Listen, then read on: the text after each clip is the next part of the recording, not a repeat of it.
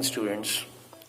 Today I am going to discuss the book New Directions with you. This book has been prescribed by Guru Nanak Dev University, Amritsar, for the students of BA Part 2 elective. The chapter that I am going to discuss with you is the gender roles. The name of the chapter indicates that the chapter denotes issues which are related with gender. Actually, there are two words. One is sex and the other is gender. Sex is a biological construct, while gender is a social construct. Now, what is a biological construct? Sex determines whether we are male or female. In medical language, we can call it anatomy. That is the structure of body. Gender is a social construct. Our society assigns certain roles to men and to women. The roles of the men are different from women and vice versa. The assignment of roles to men and women put them into different categories, and we call it gender. So gender determines our role in society, while sex determines whether we are male or female. So sex is a biological construct. This is what we get right from our birth. When we come into this world, it is then determined by nature whether we are a male or a female. In other words, we come into this world as a boy or a girl. But we grow up in this society and society assigns us certain roles. So that determines our gender. Gender roles play an important role in shaping the structure of our society. The great Victorian poet Tennyson is too driven by the patriarchal mindset. In one of his poems, he writes, "Men for the field and women for the hearth." Means men will step out of the house while women will look after the kitchen. Now, this narrow mindset has evolved over the years. Rather, it has got strengthened over the years, and you find its you can say reflection in our society. Psychologists are of the view that boys are trained, taught, and nurtured in a particular way, while girls are taught and nurtured in a particular ways. Boys are boys. This is a common and oft-quoted statement. Boys are boys means they never feel pain, they cannot shed tears, they always look courageous, and if they behave contrary to these norms, then they are dubbed as feeble, girlish, and very weak. You can say weak kids or weak human beings, even you can say. On the other hand, girls are docile, they are very obedient, they are tolerant, they exhibit a lot of patience, and they are trained in a particular way. So it determines their role in the society. Boys, as per the psychologist, when they grow up with this feeling that they have not to shed tears come what may. They have to always look courageous, and they have to face the odds with a smile on their face, and they have never to break down. But when they fail to cope up with the situation, they normally break down. But since they have not been trained to break down or have to shed tears, they lose confidence and ultimately it takes a toll on their health.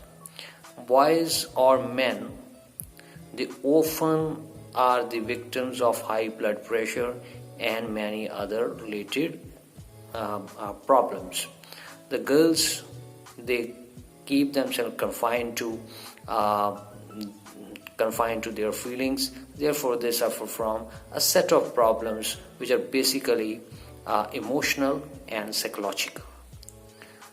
So, in this chapter, Gender Roles, the writer has tried to explain that the roles which a boy, or in other words, a man, or girl, in other words, a woman, has to play as per the desires of the society. So society determines the role of a boy and a girl, or for that matter, a man and a woman, and they have to behave and in that particular way, because it goes into their mind that they have been shaped in such a way that they have to behave as per the norms dictated to them by their society, and they seldom violate them, and if they violate them, then they are termed as rebels. So in this chapter, gender roles have been basically described by the author or by the writer.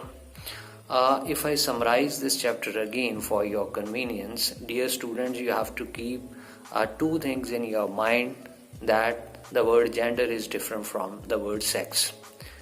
Sex is a biological construct. Biological construct means when a child comes into this world, he either comes as a male or a female. And gender is a social construct. Social construct means society determines the role of a boy and a girl, and the role of a boy is different from the role of a girl. Society puts certain restrictions on the girls which are not normally put on a boy. So we have to understand the basic difference between sex and gender, and how women are, you can say, kept to the margin by issuing certain instructions to them, which ultimately become a part of the societal norms. So dear students, now what type of questions will be asked in the examination? Let me talk about the structure of the questions that the examiner can ask in the exam. You will be asked 2 or 3 types of questions. You will be asked a long answer type question, and you will be asked to explain the chapter in detail. In other words, you will be asked to summarize the chapter.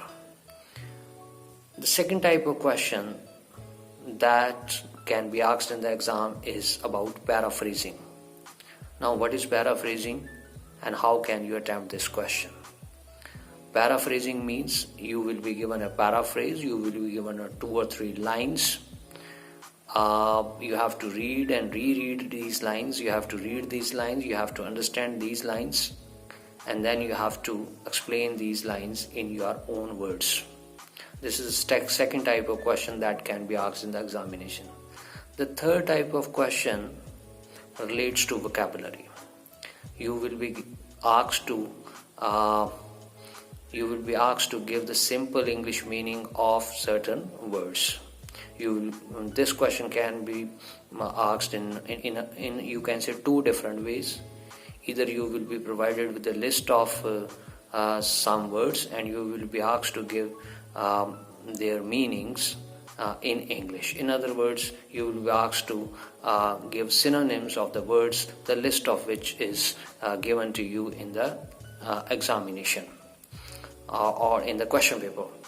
The second type of method which the examiner can use to ask questions to you is that he will write a statement, and then a difficult word out of that statement will be given either in bold letters, or that will be highlighted in the way the examiner likes, and then you will be asked to give a simple English meaning of that word. So it's very clear that this chapter is an important chapter from examination point of view, and I urge you, I humbly you can say ask you to prepare the questions which has just been explained by me to you in a better way. And if you face any problem, you can contact me online, or when the college opens, we can discuss the entire thing offline also. You have got my mobile number also. I repeat my mobile number. It is 9417450822.